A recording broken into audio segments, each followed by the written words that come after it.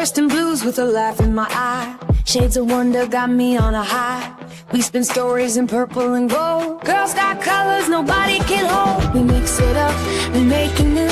Splash it in bold, that's how we do. Running on fun, we won't slow down. Paint the town, turn it upside down. Rush out my favorite traffic jam. Color like a fool, yeah, you know who I am. Dreams on the canvas, magic in my head. Painting out loud, I don't care where I live. Like a fool, splashing wild, breaking the rules. Like a fool, like a fool, like a fool. Every line, every you. Welcome to the dream team, the brush out crew. Okay, us girls, we're getting together and we're drawing.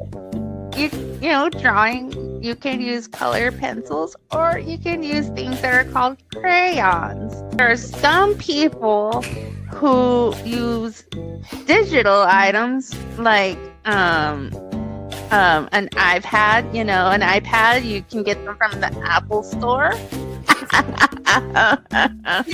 There it is. Yay. There. Okay, can I get a hallelujah from my sisters?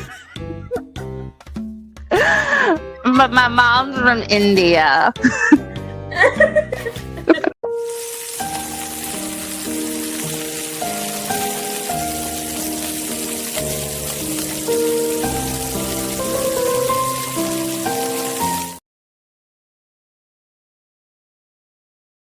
Good morning, people of America and all around the world. Happy Hot Take Tuesday. I'm gonna have to figure out something for Hot Take Tuesday. And why, yes, I am wearing my own merchandise that's glowing neon brush hour. Get yours in the store today. Anyway, I hope that you are all doing well. I hope that you slept well. I hope you had some interesting dreams. If you did, because, like, you know, we're the dream stream over here. If you have any interesting dreams, I want to hear them because I love dreams. I've always told people that when you go to bed and you sleep and you wake up and you didn't dream, what a waste of time. In my personal opinion, what a waste of time if you go to bed and you don't even dream. Like, what's the point? Rest and relaxation? Please, please. Dreaming is entertainment. It's like free entertainment that you don't get anywhere else. Like, Hollywood could never in a million years match the intensity of your own dreams, whether they're nightmares or they're regular ones. That is my opening hot take. Yeah, so anyway, welcome in. I'm Dreaming Tabitha, an artist here on YouTube, and today we're going to be drawing some little figurines or some expressions of this little owl creature for the upcoming book of The Canadian Bear Goes on a Picnic and Makes New Friends. There, I said it. That's the title of the book. I mean, I guess it's a work in progress, but that's kind of what I've been thinking I should draw. Yesterday, we did some Jedi ducklings. And this was a really fun project. We didn't get very far, but you know, we got far enough, like, because that's the money piece right there. It doesn't get much better than this. I mean, that's its own, you know, once Star Wars gets to be 100 years old and the IP is a free for all, I'm coming. You know, I plan to freeze my head so that I have the opportunity. But that's a whole other conversation for a whole other day. How is you, the dream stream brush hour crew? Let's go. It's Larry Knight saying first. It's almost Tabitha time. Spider says hot takes. DL hitting us with everything. And the kitchen sink available for all members. And then, yeah, there's shameless plug. There's me. Patreon in the link description. You know.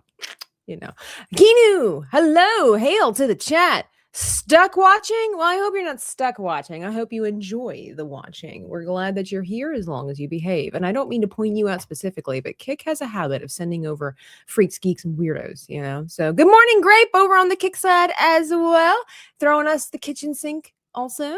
It's Sabbath Demos Go, Retro Collective Gaming. How are you, sir? Hardworking American right there. Retro Collective.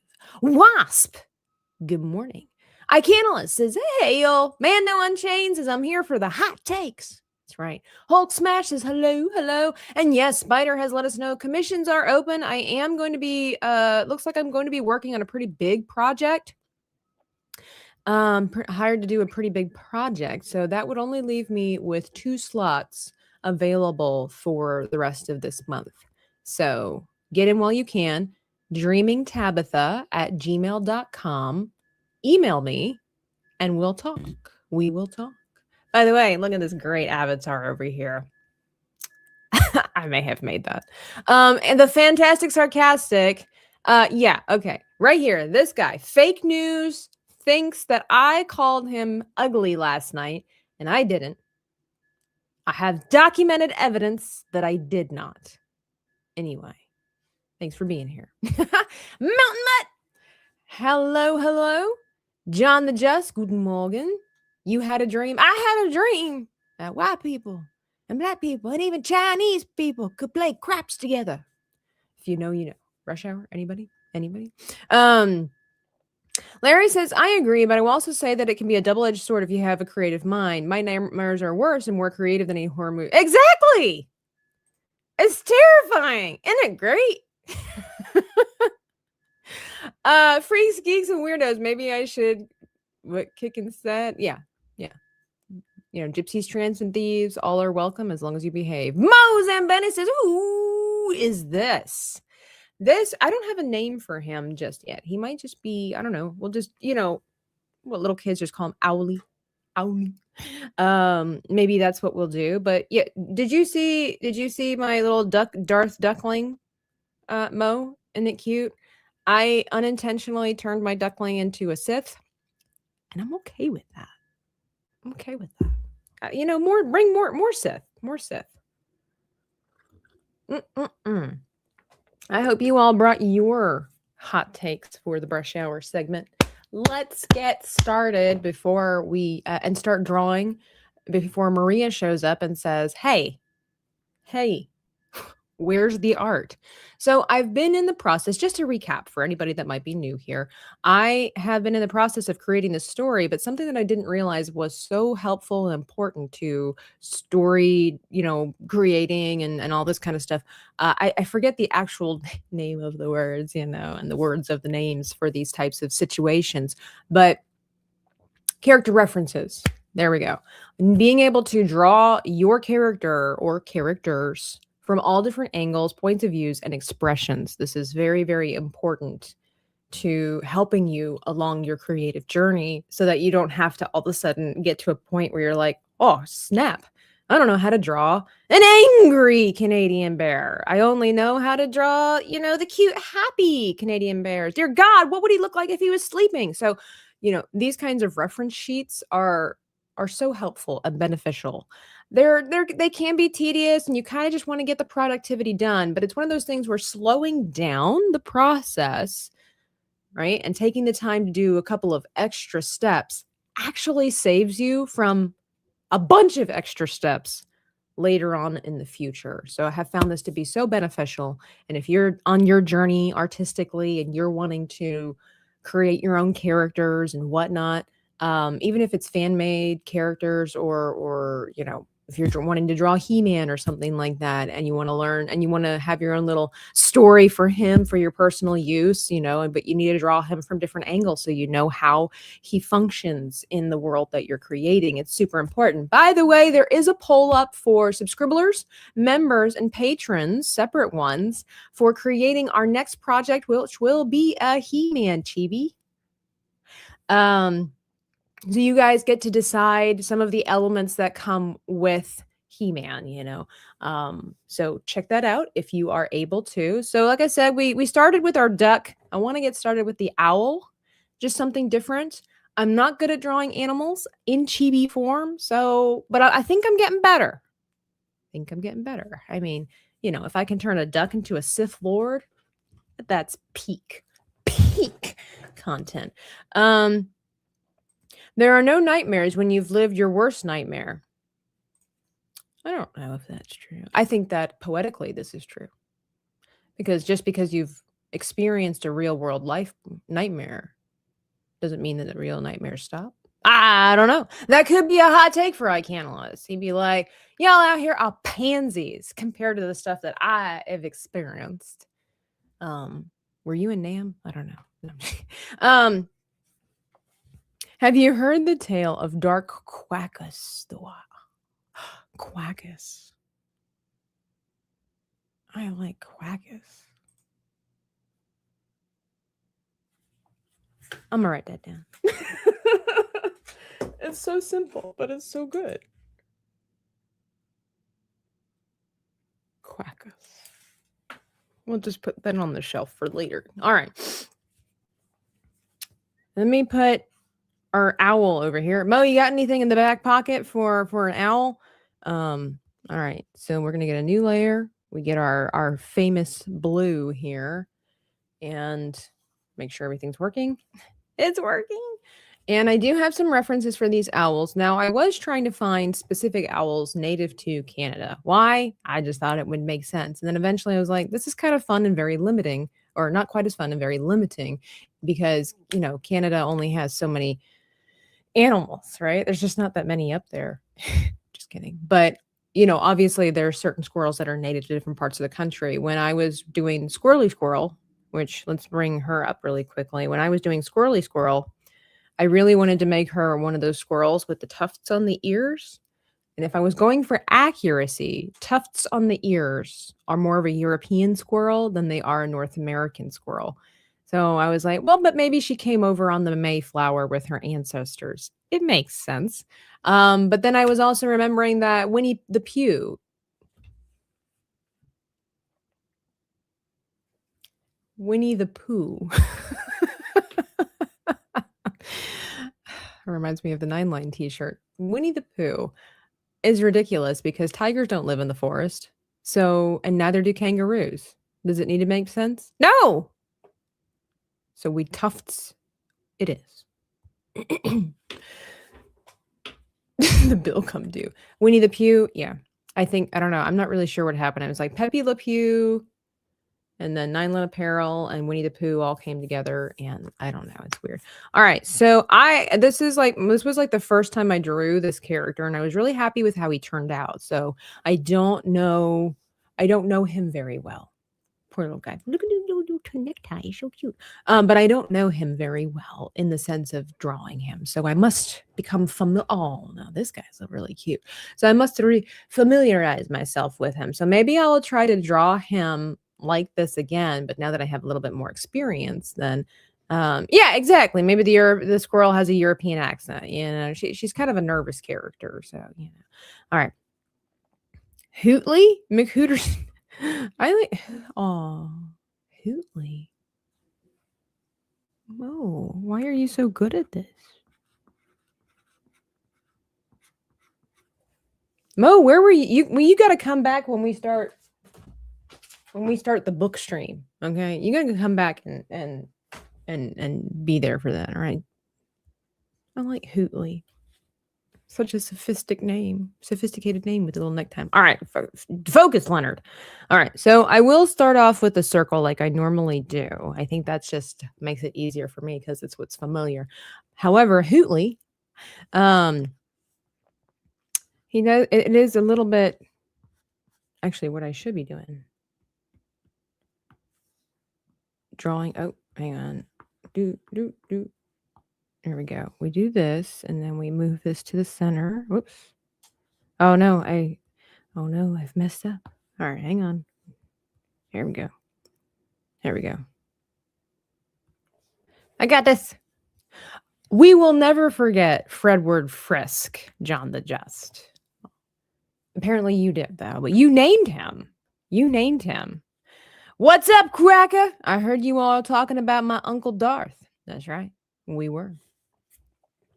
All right, so using Hootley over here as our reference, I really didn't give him the apple cheeks, right? It's a little bit more inverted like this. We might reinvent Hootley. That was my first run around. Look at us already using him by name.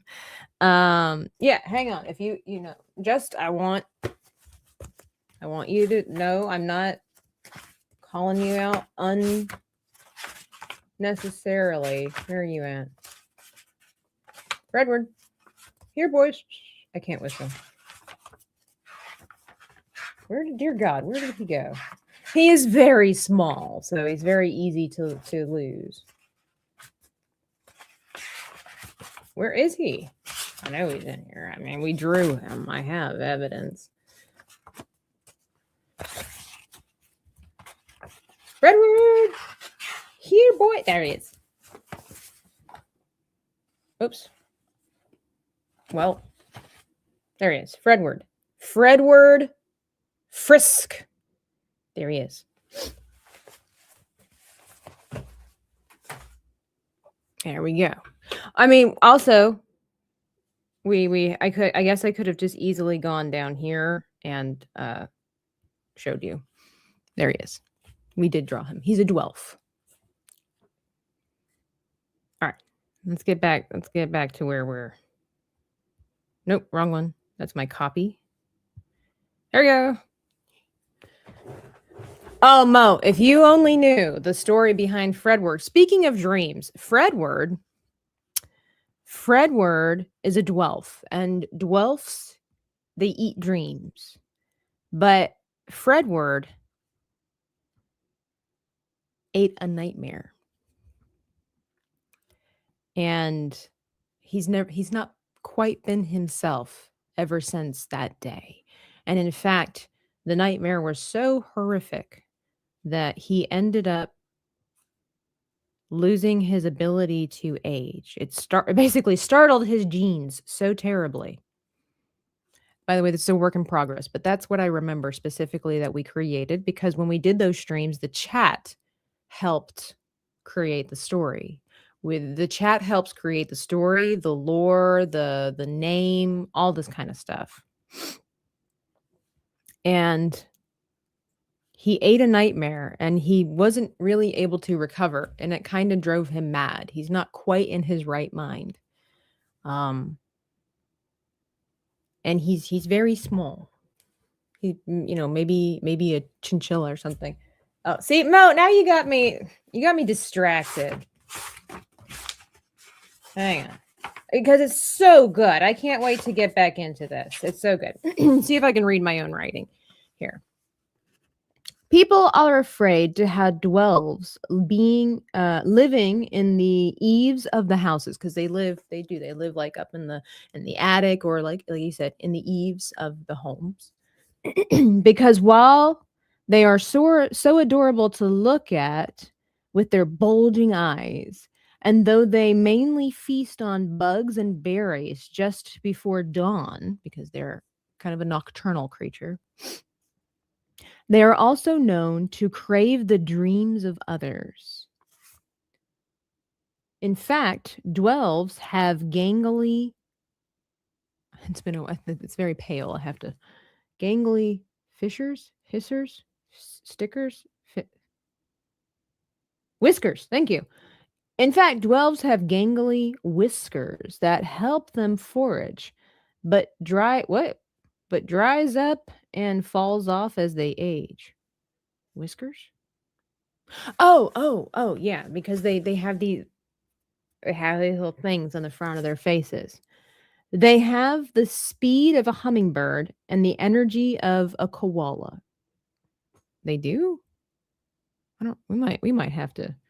They start in the ground and make their way to the eaves. Okay, so it was still a work in progress, but that's as far as we got. I think I had changed it a little bit. So that's what it was. They're kind of a lazy folk, right? But when Fredward ate the nightmare, it messed with him and it made him crazy, and it kind of gave him energy to where sitting still is not anymore in his wheelhouse, because of it's like that fear. It's like that constant thinking. He kind of went a little crazy. He's a sweetheart, but he's crazy.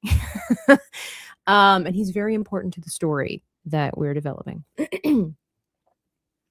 My ADD is contagious. Yeah, thanks, Mo. Appreciate that. Okay, so this guy's a little bit different than our other owl, and I think it's the angle of the ear. It's amazing what that will do, because he's supposed to look cute, and I'm not sure what what we've done wrong here, but we're going to just keep going with it. Maybe it's because he's not finished, trust the process. Let's clean him up a little bit. Again, I'm not very good at turning animals into chibis. So let's get rid of some of our boundaries here. And I think I need to get rid of this and try that again. So he has like a gumdrop shaped head. And he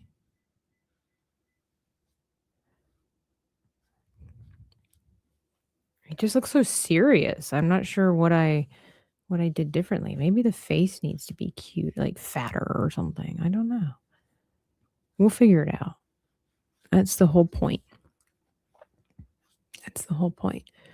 So he sounds like he fit in well with the chat. Yeah. Hey, Cavantino, good morning. You were supposed to have a hot take, weren't you? We're trying to do our owl. Okay, so might as well just get into it while we're working on this. My hot take. Are you ready for it? My hot take is that people value entertainment over survival. Now you might be like, yeah, no, like you could look at it two different ways. They're like, no, if you're thrown out in the woods, I wouldn't really care about, what's on Netflix and blah, blah, blah. This is true. But as a whole, like as a societal whole, we care way too much about being entertained than we do about being educated or at peace. We would rather be entertained than to be at peace. And there is something to be said where entertainment can be peaceful and bring peace. But the thing is like, you ever been in a situation where like a snowstorm or a flood or what, the power goes out and they're like, dear, I've heard it. It's like, dear God, what are we going to do without electricity? What are we going to do? And really, a lot of times when people say that, it's because the Wi-Fi is gone. There is something to be said where people, of course, we're like, well, we need lights on and what are we going to cook with? But we figure that stuff out pretty quickly. But like a lot of times people's go-to stuff is, what am I going to do? What am I going to do without my TV? What am I going to watch? What am I going to do? Like I've been there myself too, where it's like if a snow comes in, when I used to live in Virginia, we would get these snowstorms, the power would go out, and you're sitting around in the dark, and you're like, what do we do? There's plenty to do, but I do think, again, it's like a different kind of survival, maybe the existence of our person. We value entertainment far more than bettering ourselves and survival in that sense. In fact, I did some research for my hot take. The average American, you ain't ready for this. The average American spends 49 plus hours per week in front of a screen. So whether that's TV or their phone. So that's a lot. So and it depends on your job and everything like this, but they're saying between 18 and 50 plus hours, depending on how broadly you count screens. So here it's like a general 49 to 50 plus hours. Each one of us, Americans at least, spend about like a little bit of 2 days worth watching entertainment. Now that could be you could justify it and be like, well, I'm watching it. I myself, I watch tutorials and all this kind of stuff. There is something to be said about education in that format, but we spend about 2 days of our week, if not more, watching stuff. Now, this one does specify reading for personal interests. The average American spends about 2 to 5 hours per week reading something in comparison to watching something. Now, I know a lot of people are like, well, I just don't like to read and it's just reading's not for me. BS anyway on that. If you don't like to read, you just haven't found the right book yet. Anyway, but that's my other hot take. Exercise. The average American spends about 2 to 2.5 hours every week exercising.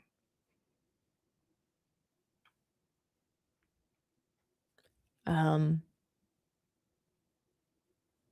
This one says watching TV alone, approximately 18 hours a week. All screen time between your phone, your computer, and your TV is 50 plus hours. Reading 2 to 5, exercise, physical activity 2 to 2.5. People even read more than they exercise. I guess that's saying something. Now, again, the argument can be made because when I was doing this research, they were talking about how during, watching entertainment is also can be considered like a coping mechanism. Um, and it is a form of leisure. Although I have heard somebody say that watching TV, I'll have to watch that video again. It's a fascinating theory where watching TV, I've said that before, where it's like it's my downtime. I watch TV to relax. And this person was saying, you're not watching TV to relax. And I think, if I'm not mistaken, don't quote me on this, but I think she said, you're watching TV to escape. And there is a difference. If you really wanted to relax and in a way that it was also good for you, you would go for a walk, you would maybe take a nap, you would read a book, you would do things that I guess do not I'm this is kind of obscure. I might be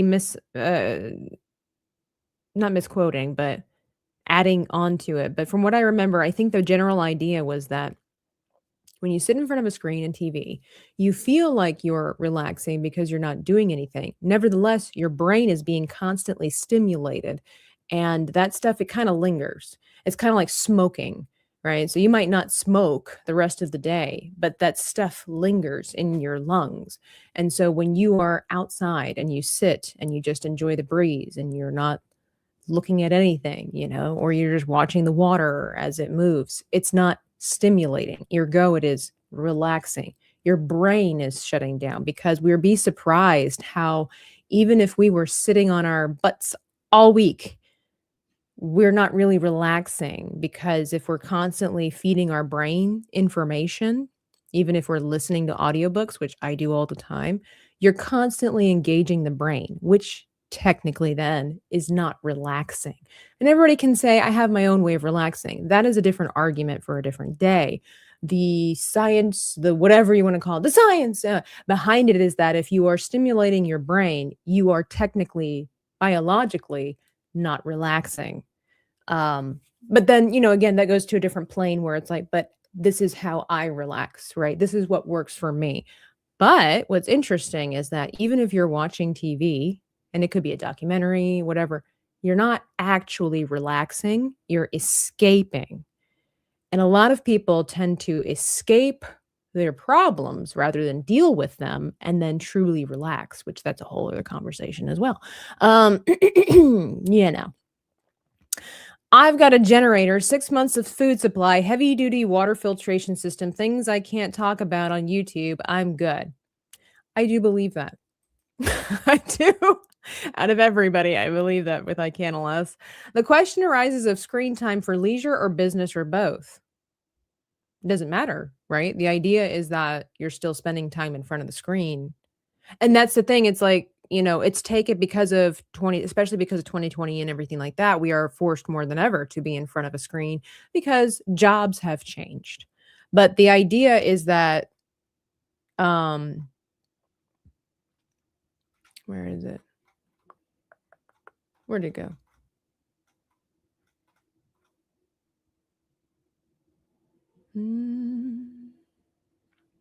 Okay, so on average, Americans spend a lot of leisure time watching TV, which is roughly 18 hours per week on just watching TV alone. So once we were able to watch TV in our pockets, that's when things significantly increased.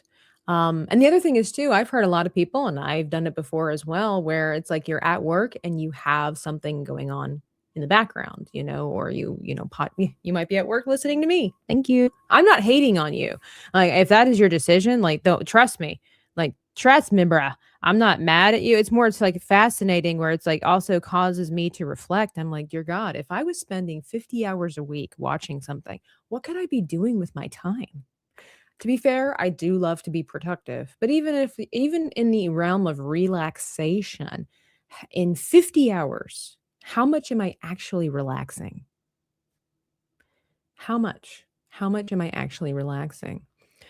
Word on the books. I finished Project Hail Mary in a few days. Okay, I've been listening to Hail Mary and I really like it. I would like to see the movie, so I've decided to stop listening to the book. Here's my thoughts. Here's another hot take for you. I think that it's better to watch the movie first and then read the book of any story. My reason being, I use this example for Twilight. So I saw the first Twilight movie eons ago and I enjoyed it. So then I went and read the book, and it was amazing how much was left out of the book, you know, and what did get featured on the screen. So I made the mistake of reading ahead because I really enjoyed the books before the other movies came out. And then when the other movies came out, all I did while I watched the movies was I already knew what was going to happen, and I was upset because key moments that were in the book were left out of the movie. So the way I look at it is that if you watch the movie first and then read the book later, the reason why it's better is because it's almost like DLC. Like there's additional content that you get added onto it. And you know what's going to happen, but you don't, because they do a lot of times change a lot of the direction of the book, or they change the character, they take out characters. So you're left reading a book that, yeah, you in general, you know what the plot is, but there's so much meat that gets packed onto it that it's much better than to watch the movie and then read the book. So I really enjoyed Project Hail Mary so far. Really, really enjoyed it. So and thanks to the trailers, we already know what's going to happen in the most part. Like the most crucial and interesting part of the story got revealed in the trailer. Thanks, stupid Hollywood people. Stupid fat hobbit. No, I don't like that. I don't want him to look sad. Circles? No, I like the oval.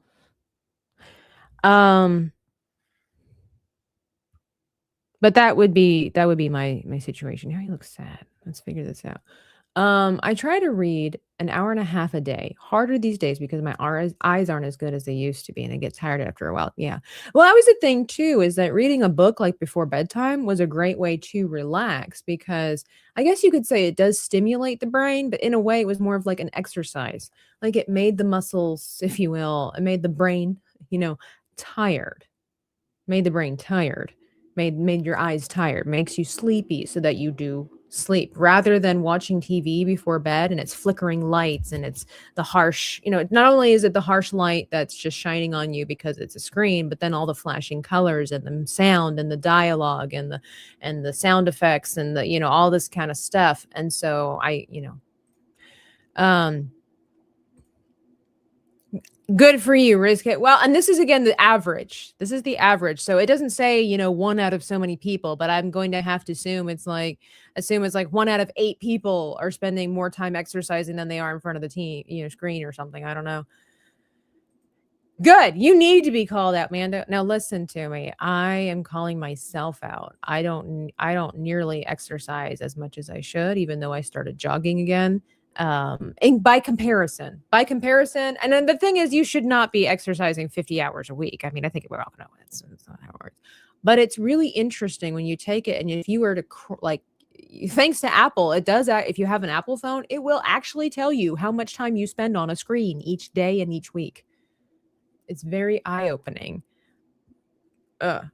Obviously it makes it really hard when, your job is requiring you to be on the phone all the time. But then it's like, but how much of that time we don't have to spend on our phones?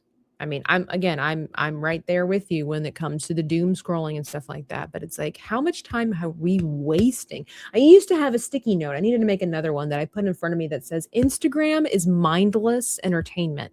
And while that sounds like a good thing, it's not. Right? It's not. We're almost not in control of how much time we spend on social media because we get so much of the brain rot that we're just scrolling for days. What is it they say? I wonder how many miles my thumb has scrolled on my phone. That is awesome. Good for you. Keep it up. I'm gonna get there. I'm gonna get there one of these days. I mean, I do it mainly because I want to just be healthy. I want to make it good for my heart, my lungs, all that kind of stuff. Thompson, did you know that the government can come in and commandeer your supplies and also charge you with hoarding if they choose during an emergency? Well, I mean, they can or they will. There's a difference. Are they allowed to legally? Legally? Or do they just do it because they can? Yeah, this is good. But the thing is that a lot of people started taking the TV out of the bedroom and then they started putting the iPad in or the phone. I've also heard that you shouldn't, like, people sleep better if they don't have their phone in their room. Problem is that we all started using our phones as alarm clocks. Oh, yeah, it's easy, man. It's easy, I tell you. They will. Okay. Yeah. They can only take what they can find. Wise words right here. I tell you, Ike Alice probably has a bunker underneath of his house. Actually, Ike Alice would be the kind of guy who doesn't have the bunker underneath of his house. No. That would be a rookie move. He'd be the kind of guy who has a bunker that's like 5 miles out. They did that to a guy that was hoarding toilet paper during COVID shutdowns. I don't know how I feel about this. Like, morally speaking, yeah, do it, take it. But if the guy bought them and paid the taxes, it's nobody's business. That's where America has a huge problem, where it's like we value freedom. Is where we are today, is we value freedom and have no value for morality. We have no interest in morality. We only do freedom, and freedom without morality breeds chaos, which is where we are today. Everybody want to be, well, it's my right and my freedom and my amendment and blah blah blah. Yeah, where is your moral compass? And this is going to be my other hot take, is that when you throw the Bible out of the way with freedom, like if you get rid of God-given morality, God-instructed morality, the basis of every decent civilization, and you just value freedom over morality, this is where you get all these people here and be like, why can't people just be nice to each other? Why? Why should they? They have the freedom not to. You can say whatever you want to say. You can do whatever you want to do. But anyway, we doing art today. What does it look like I'm doing, Maria? Okay. All right. No, you're right. No. Posted today's doodle. I'm looking forward to seeing it. You've been doing some really cool stuff over there in the Artist Alley. If you guys don't know what that is, it's a free chat room. Essentially, it kind of takes me back to the early 2000s. It's a free chat room on my Patreon where you can post your artwork. Judgment-free zone, only encouragement unless asked for. A few months ago, when my schedule shifted, I changed to turning off screens 2 hours before I want to sleep and read a book during that time. So this is interesting, Riskit. I've been noticing lately, because in my mind, there's so much that I want to get done and I want to accomplish that. And you always feel, Marie and I kind of talked about this, like you feel like you're just running out of time, to do all the things that you want to do and learn all the things that you want to learn. Plus, I do love learning. I love being progressive, I guess, productive, put it that way, productive. That late, I have not been getting good sleep because my mind keeps just thinking about things I need to learn, things I need to do. Oh, if I just stayed awake and did this, if I did this, and it's been ruining. And I've started wondering, am I watching too much, even educational stuff in the evening that is stimulating? Like, it's just, am I watching too much stimulating stuff in the evening time? And that's why I can't, like, it's just keeping my brain open and focused. And maybe if I would read more before I go to bed. And I do feel better when I do that. Make a little cup of tea and then do that. It's really nice. See, now he kind of looks better, but he kind of looks like an astronaut helmet. What is it about this other head that I did? Is it... Maybe it is the astronaut helmet that makes him look cute. I don't know. But yeah, I wanna make some changes, which totally makes sense because moms and dads will often be like, don't, you know, don't let the kids watch this movie at this time. It stimulates them. It makes them what makes them wide awake. Babies get a certain time frame where they don't want colors in front of them and whatnot. As far as like the flashing lights, because it stimulates them, it keeps them awake. And it makes it difficult for them to calm down. So there's something to be said about that. And the other thing is too, like we as adults, we don't value sleep as much as we should. We don't value sleep as much as we should. And Tyra Banks says the best beauty product in your makeup bag is a good night's sleep. All right. There's something about this. I don't know if it's his little beak or whatever the case may be. That's just not. We are in a war of civilization. It's not about the republic, but fight for survival of moral. Yes, I agree.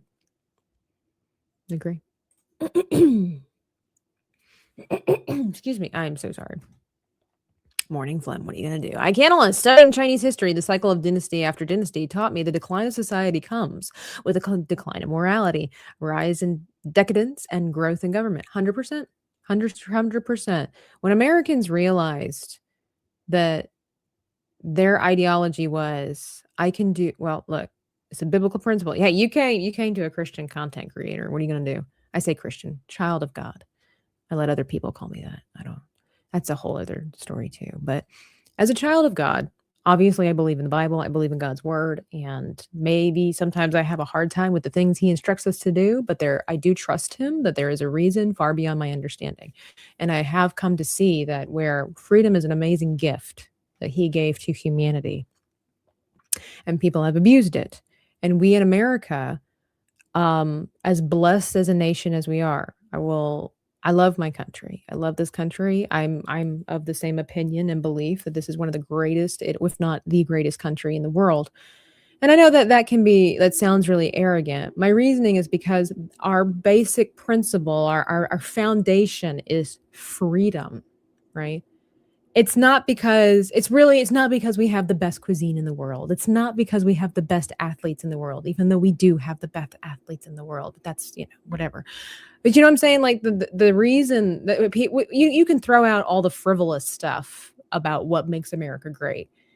The whole idea of what makes America great was on freedom.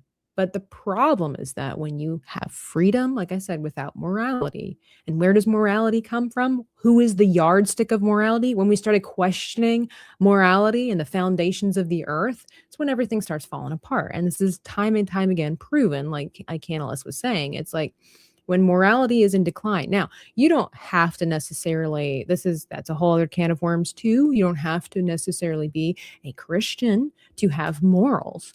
Typically, morals stem from a religious, being, or from a religion that it goes to a deity. The deity dictates what is good and what is bad. That's the whole idea. No, I don't believe in all the other gods and whatnots, but the idea is still the same. Whether you're a Hindu, whether you're Muslim, you have a deity or a prophet, somebody of notoriety, somebody of nobility, whatever, is telling you what is right and what is not, and what rules to follow. And when you undermine them, no matter what country or civilization, and people just do whatever they want to do, again, it doesn't matter what country, you just do whatever you want to do. I mean, look, for crying out loud, look at Iran. I mean, I have Iranian friends, and they'll tell you this, that, and the third, and they'll tell you what is a true Muslim, and then you have these other radical Muslims that will tell you, well, this is not what being a Muslim, and so they're fighting, and they're just doing whatever they want to do, a lot of them. Same thing with in Christianity. It's like, well, I have this idea. We're totally negating what the Bible actually says in many respects. Heresy. But you have that with other things. That's why you'll have you have it in the Jewish community too, or like, well, you're a Jew. Why are you eating bacon? Oh, I love bacon. Okay, well, I'm not going to hate on that, but It's that idea. It's like when we start just doing things of our own volition and writing our own moral code of ethics is when everything starts falling apart. Because if my moral ethics don't line up with, Maria's moral ethics, as they usually don't, because she's often very wrong. Just kidding, Maria. No, then it's hard to coexist. It's hard to coincide because your morals don't line up with my morals, and my morals give me more freedom, or whatever the case might be. So here in America, we now have undermined with the idea of morals, principles, values. We're fighting with each other. We don't have to work. We don't have to fight the world. We're fighting with each other. I could tell you that it's wrong, like in my belief. I think it's wrong to litter. Do I have the right to litter? Yes, I do. But I choose not to exercise that right because I think my morals tell me it's wrong. I think it's wrong. I think it's disrespectful to the gift of the earth that God gave to us. Now, I will, at the same time, I gladly will throw an apple core out of my car window while I'm driving into the woods, not just into traffic. Some people will say, well, don't do that. That's wrong or whatever. In my mind, it's like, well, but it's the ants are eating it. I'm actually helping the ecosystem. But you know what I'm saying? Like when you don't have it just all, What? Chicken Shack? Chicken. We did talk about this, but I have a new take on this. But I can write it in the chat. It's a bit too long. Oh, sorry, Maria. Hang on. Reminds me of a quote, I'll sleep when I'm dead. Yeah, and that's not a good idea. Actually, I've been listening to 50 Cent, his book, Hustle Harder, Hustle Smarter. And it's very interesting, his priorities when it comes to life. He prioritizes sleep. He's like, I used to think that sleeping was for losers. He's like, it's not.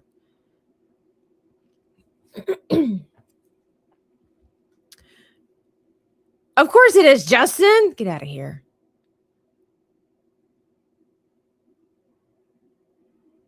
Dad joke says, I went to the doctor and he said I have a peekaboo virus, so he rushed me to the ICU.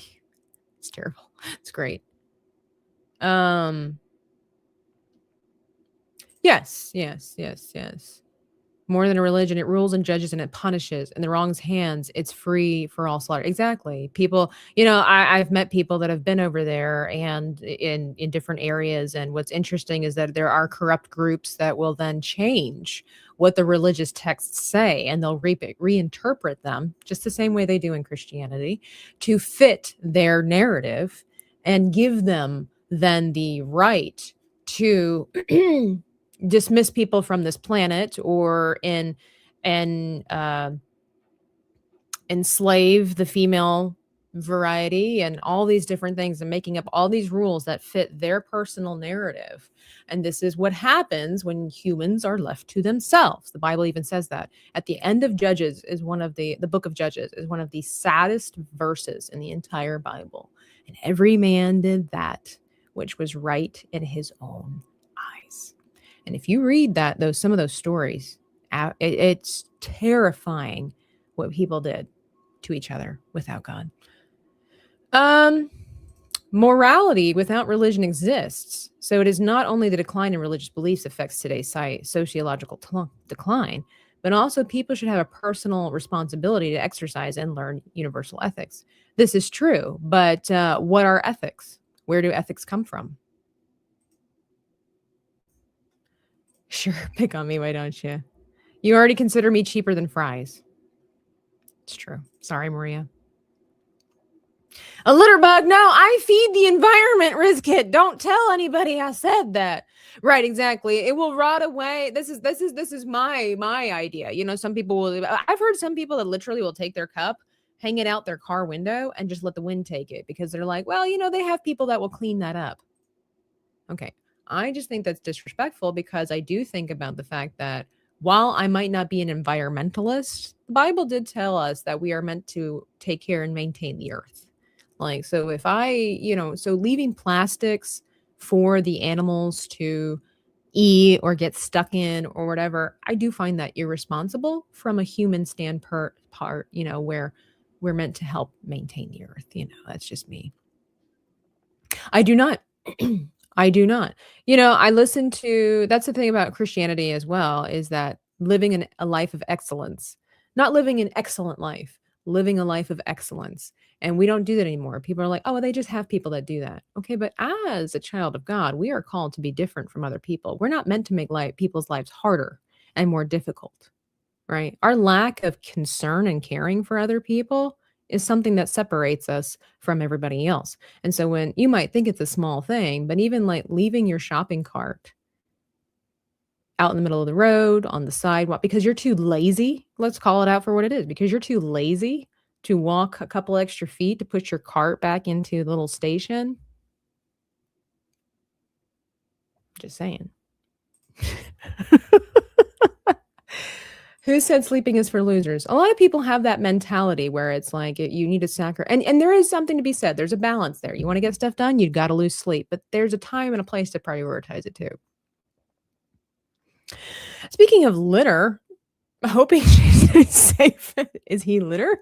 Latest videos being posted are not great. So much trash. Oh, well, thoughts and prayers. I thought you meant because of the snow. I will post the hub picture for you in Iris Alley. Been there, done that. Yeah. My neighbor would tell me, like, she's like, every time I have to go back over there, I have to, doodle up, and it's very different over here, Why is Maria cheaper than fries? That's a personal question that you have to ask Maria. Yeah. Environmentalist, conservationist. There's a difference. Yeah. Cart narcs. That's amazing. Okay, I wasn't going to mention it, but 100% great. This is where, I was doing it before. I don't like to inconvenience people, so I was doing it before I watched her video. But it's true. God dealt with her heart about putting the shopping carts back, because you're making, like, you're being an indecent person and inconveniencing other people. And you'd be like, well, yeah, they have workers. That's their job. No. Their job is to retrieve the carts that are supposed to be going inside of the thing. You putting your cart, because again, you're too lazy to put it back where it's supposed to go, or you're putting it up by a tree or whatever, it could hit somebody else's car, whatever the case is. You have inconvenienced not only the workers, but other people around you. And there is something to be said in the Bible also. People call it karma, but we learned that as the law of the boomerang when we were little from Patch the Pirate in church. The law of the boomerang is a biblical principle. Do unto others as you want done to you, because your actions are like boomerangs, and one day they'll come back to you. Anyway, all right. So, let's see, Hootley. I don't know how to make this guy cute. Do we do a small body? He kind of has another kind of gumdrop body. But I will also say, I don't want to harp on people too harshly with the carts and the cabbages that are some randomly thrown into the food, the clothing aisle because you decided not to take it back, whatever. These are my personal beliefs, okay? The other thing is being open to letting God change you. Now, maybe he will never deal with you about your cart situation or putting cabbages in the middle of the underwear aisle because you just decided to change your mind and didn't feel like walking back. I have a problem with that. But God deals with people at different times in different ways. Now, we have to be willing to have a heart that's willing to change if God opens up that opportunity, when you listen to Joyce Myers and you listen to that time in her life, she was, trying to grow. She was trying to change. She's living a life of wanting to please God. When you're living a life that you want to please God, you want God to speak to you so that you can be a better person. A lot of the children of God today are closed off to change. They're like, I'm fine the way I am. I'm good. Unless God tells me otherwise, I'm not going to change. There is a truth to that, but at the same time, do you have a heart that's willing to change? Are you? I heard one time I say I heard, he's been dead, but I read where A.W. Tozer, a pastor from years ago, great minister, was like, God is only going to give you enough light to walk in. And if you choose not to walk in the light that he gives you, why would he waste his time giving you more? giving you wisdom, giving you opportunities to become and be a better person. God's not wasting his time. He knows you better than you do anyway. So it's like the gift of light, we don't look at it that way, but the gift of light and excellent living, God isn't going to just give us a big broad spectrum. He's going to give us these little flashlights of where we need to be. Like, okay, you need to work on this in your life. If you're not going to work on this little area of your life, why in the world is he going to expose this part of your life that you need to work on if you can't even handle this little part? So that's the thing too that I think is missing in a lot. I speak for myself. I'm on my own journey, I'm on my own journey. I'm not better than any of you. I have a lot of hot takes. I have a lot of hot opinions, and I have a lot of strong beliefs. But I also like to try to lead with compassion and understanding, where it's like I like to call myself out on those things too, where it's like I'm not going to say this because I think I'm better than you. A lot of times I'm saying this stuff because it's something that I'm working on in myself, right? We're on this journey together, and we need to challenge one another to be better, because as the children of God, our greatest priority is to showcase how good God is in our life so that others will see our light and want to know him, and it will thereby be rescued from a life of depravity and eternity of darkness. Um, you know, and that's my own journey too. I think about it too, like life of excellence. What does that mean? It's a really great, like, if you want to, say what you're going to say. People have their opinions, but it was a really great listen to her sermon, Joyce Meyer, on a life of excellence. It really changed how I look at certain things. All right, Hootley. We kind of live in this age of convenience where it's like, I'll just let God deal with me about that. Okay. But, and you should, like, there are some things, but we tend to say that with like an arrogance. I'll just let God talk to me about that, because we don't want to hear what other people have to say. But what if God sent that person into your life to say whatever it is he needs to say, and you just dismiss it and you're like, yeah. If you think about it, there was that passage in the Bible, Luke 9. Is that what it is? I could be wrong. Where is the story of the rich man that unfortunately forsook God and went to eternity without God, went to hell, and he hated it, and he was like a vision or whatever, and he saw God or whatever, or Abraham, and he was like, hey, I don't send somebody back from the dead to warn my brothers of this horrible place. I don't want them to come here.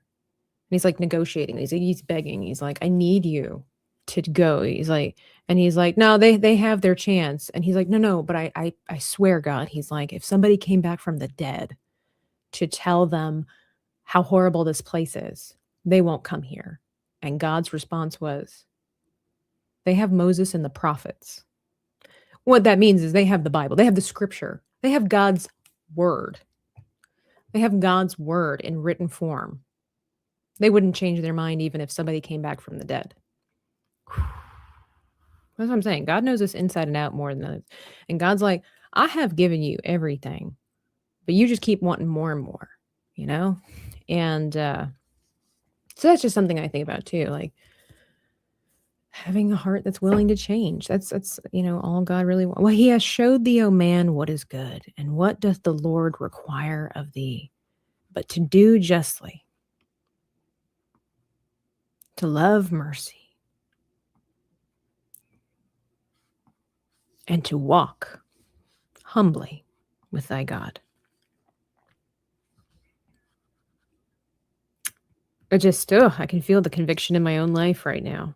Thank you guys. Thank you guys for allowing me to just talk and share my thoughts. It really makes me pause and reflect. I have fallen short of the goal, as we all do, but you know what? Specifically for myself, I'm like, I need to take more steps into my walk with God. Like, I have fallen short. I have gotten lazy. My productivity has replaced my spirituality. And while I know God loves a hardworking person, he talks about the joy of hard work and the beauty that there is in hard work. There, I don't want my work to replace God. It's a different priority. New year, new me, New year, new me.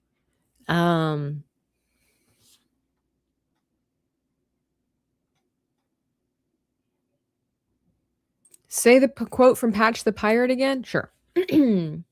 Always do to others what you want done to you, because your actions are like boomerangs and one day they'll come back to you. We had little songs that, learned that too. Maria costs $2.99 and fries are $5. I don't make the rules. What, would you rather be free? No. I value you way too much, Maria, to make you free, okay?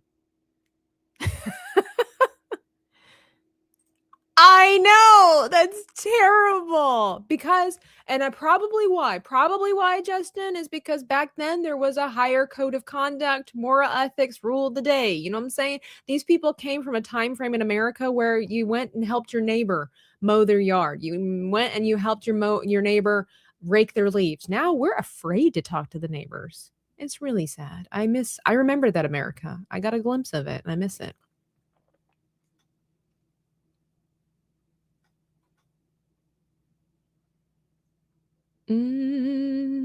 Yeah, be careful when you ask God for change. He has a sense of humor, 100%. My mom always said, make sure that when you pray, you very, very specific, because God also has a sense of humor. Risk it for the $10. Hang on. In case you guys didn't know, here's our little menu board. We don't have Maria on it just yet, but it's coming.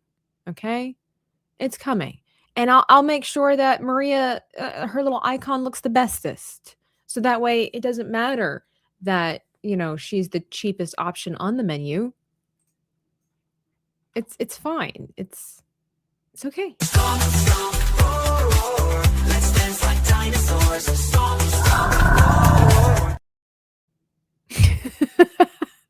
Looks like meat's back on the menu, boys.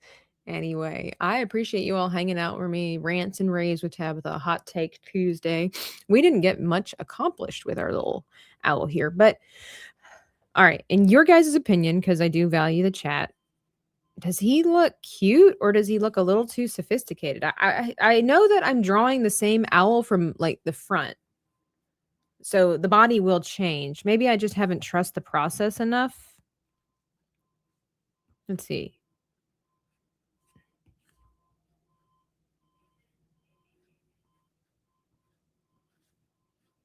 Hang on.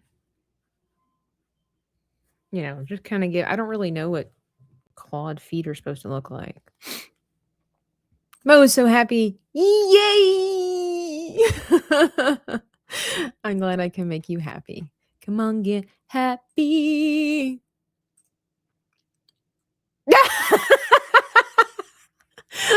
Oh, fried chicken. I can't do it justice. Oh, fried chicken, till my heart's desire.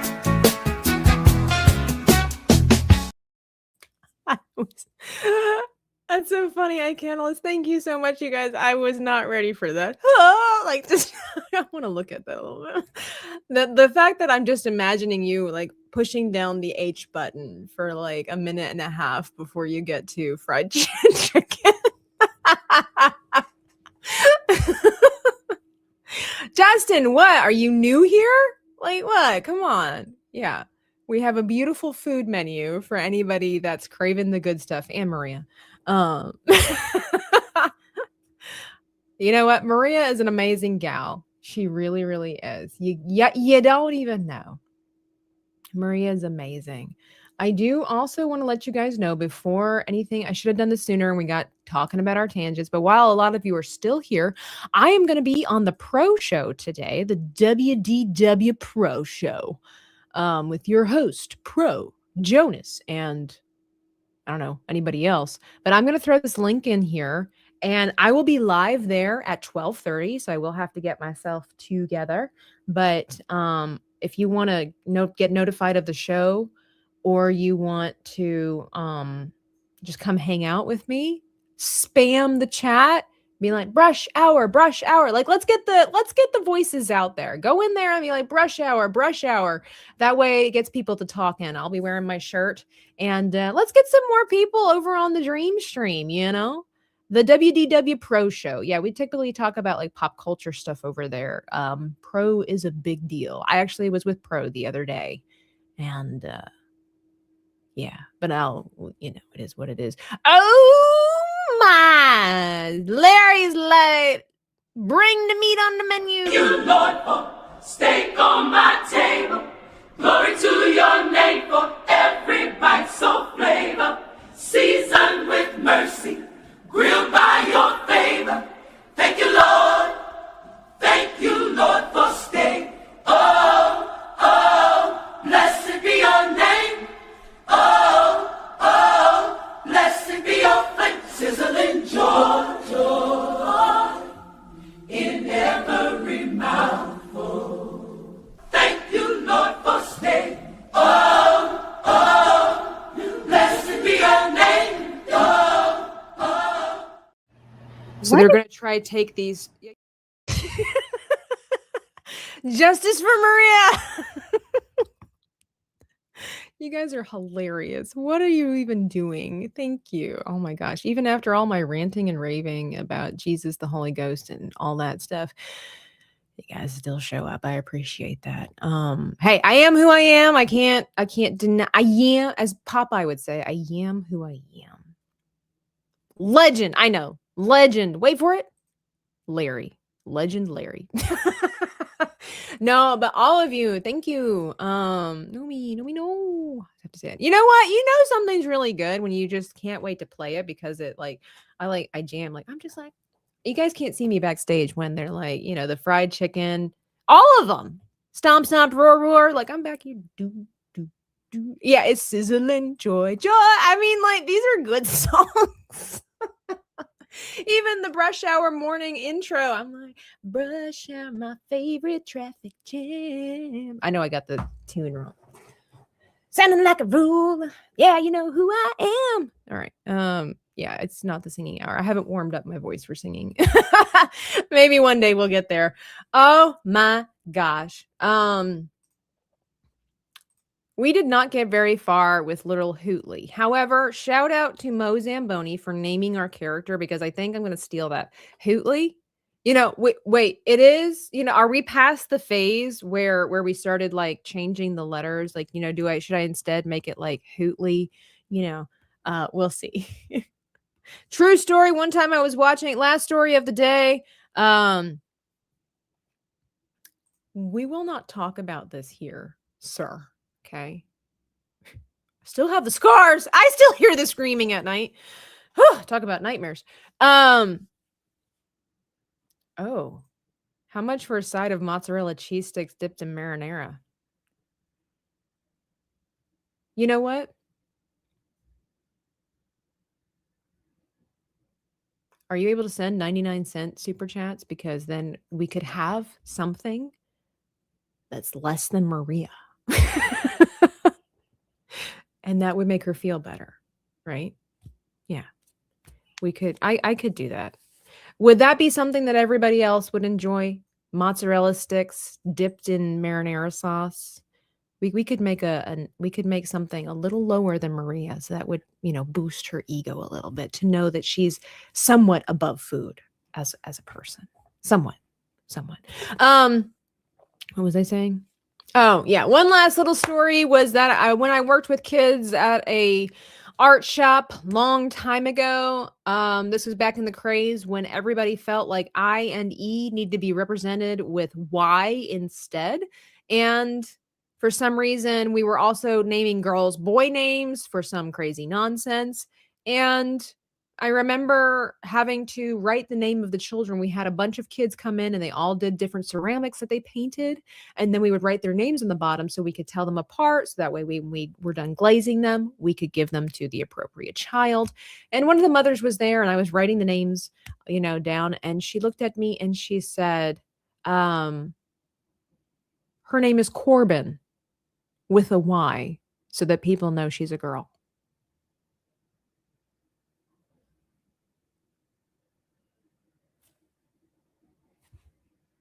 Because when I yell Corbin, I automatically know that that's with a Y and don't assume already that it's a boy. Are people stupid? Yes, they are. I'm so sorry if you have a family member that is a female named Corbin with a Y, but I think that's stupid. Oh, Rizkit sends the 99 super sticker, which I don't know. Hang on. I don't know what that looks like. It's a drooling. Yeah, I don't know. Oh, $1 is as low it goes. Okay, so we'll get some mozzarella sticks for okay, what does this one look like? Oh my gosh, thank you. Okay, for stickers. All right, well, I know. Like, don't make it make sense. There's no logic behind this. There's no logic behind this.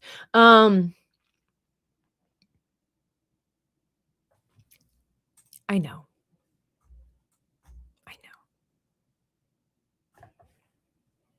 Make it make sense. Make it make sense. That'd be like me spelling Tabitha with a Y because I need it to definitely be known as a girl name, I don't know. It's stupid. Number one, I don't think Corbin is a girl name. I'm sorry. I don't think it's a girl name. But then telling me that you spell it with a Y so that people know she's a girl makes no sense at all when I'm talking to somebody. And it is. It's gender. Y is a gender neutral. It's a consonant. Okay. It is a consonant trying to actively be forced into becoming a vowel. And a very gender-specific vowel. It doesn't make sense. Make it sense. I don't understand. It doesn't make any sense. Anyway, because you all have been so generous today, I'm just going to leave you with some of this goodness. Corbin Dallas, I have no idea who that is. Yeah, I know. This is ridiculous. It just takes my name from Greek, I think it is, to, I don't know, some kind of like Thai name or something like that. I can't stand guys named Kyler. Can you be Tyler or Kyle? But you can't. Exactly. Unless you're a fantasy character or a sci-fi hero, you don't get to have a name like Kyler. I'm sorry, although it does sound really kind of cool. But anyway, I'm out. Thank you so much for everybody being here. I got to get ready for the pro show. Again, hit the like on your way out. Be sure to flood the stream. You can even go over there now because technically the live stream is up and the chat is flying. I would love it if everybody went over there and just typed in brush hour, brush hour, brush hour. So that by the time I do get there at 12:30, they'll be like, what is this nonsense? What is this spam? And that would be amazing. But because you guys have been so great, I'm going to leave you with the most tantalizing vision. So